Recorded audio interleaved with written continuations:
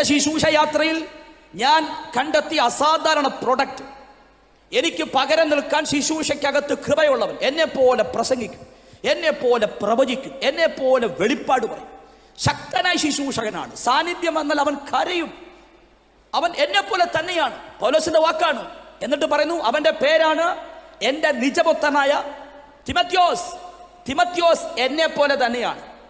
ഇത് സഭയോട് പറഞ്ഞ പൗലോസ്. തിമത്യോസ് എന്ന ശുശ്രൂഷകനെ സഭയ്ക്ക് താൻ പരിചയപ്പെടുത്തി കൊടുത്ത വാക്കാണത്. തിമത്യോസ് എന്നൊരു ഒരു നിജപുത്രൻ എനിക്കുണ്ട്. അവൻ ശക്തനായ ശുശ്രൂഷകനാണ്, പ്രവാചകനാണ്. സാന്നിധ്യം വന്നവൻ കരയും. അസാധാരണ ശുശ്രൂഷകനാണ്. കാലങ്ങൾ മറിഞ്ഞു. തിമത്യോസും പൗലോസും മുഖാമുഖം കാണുന്ന ഒരു കാഴ്ച ബൈബിളിലുണ്ട്. എന്നിട്ട് തിമത്യോസിനോട് പൗലോസിന്റെ ചോദ്യം, മോനെ തിമത്യോസേ, നീ പ്രസംഗിക്കും, എനിക്കറിയാം. നീ പ്രവചിക്കും, എനിക്കറിയാം. നീ സാന്നിധ്യത്തെ തിരിച്ചറിയും, എനിക്കറിയാം കുഞ്ഞെ. പക്ഷെ എനിക്ക് നിന്നോട് വളരെ വ്യക്തിപരമായ ചോദ്യമുണ്ട്. മോനെ തിമത്യോസേ, നിനക്ക് ദൈവത്തിന്റെ മനുഷ്യനാകണോ? നിങ്ങൾ ആ വാക്ക് കേട്ടോ. തിമത്യോസ് എന്നൊരു മനുഷ്യൻ ചെറിയ പുള്ളിയൊന്നും അല്ലെന്നേ.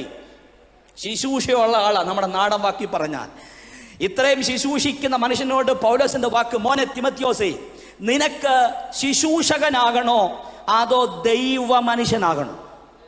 ദൈവത്തിന്റെ മനുഷ്യനാകണമെങ്കിൽ കേട്ടോ, അത് വിട്ട് ഓടണം. വാക്യം എന്താ പറയുന്നേ? നീയോ ദൈവത്തിന്റെ മനുഷ്യന ഉള്ളവേ, അത് വിട്ട് ഏതാ വിട്ട് ഓടണ്ടേ?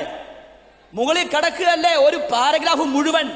നിന്റെ ദേഹിക്കകത്ത് പിടിമുറുക്കിയ പലതിനെ വിട്ടിട്ട് ഓടിയാൽ നിനക്ക് ലഭിക്കുന്ന പദവിയുടെ പേരാണ് ദൈവത്തിന്റെ മനുഷ്യർ.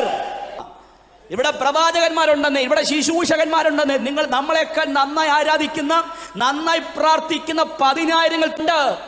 പക്ഷെ ദൈവ മനുഷ്യന്മാരില്ലെന്ന്. എന്താ ദൈവ മനുഷ്യൻ? ദേഹിക്കകത്ത് പിടിച്ചിരിക്കുന്ന പലതിനെ വിട്ടിട്ട് ഓടാൻ തുടങ്ങിയാൽ അവന്റെ പേരാണ് ദൈവ മനുഷ്യൻ.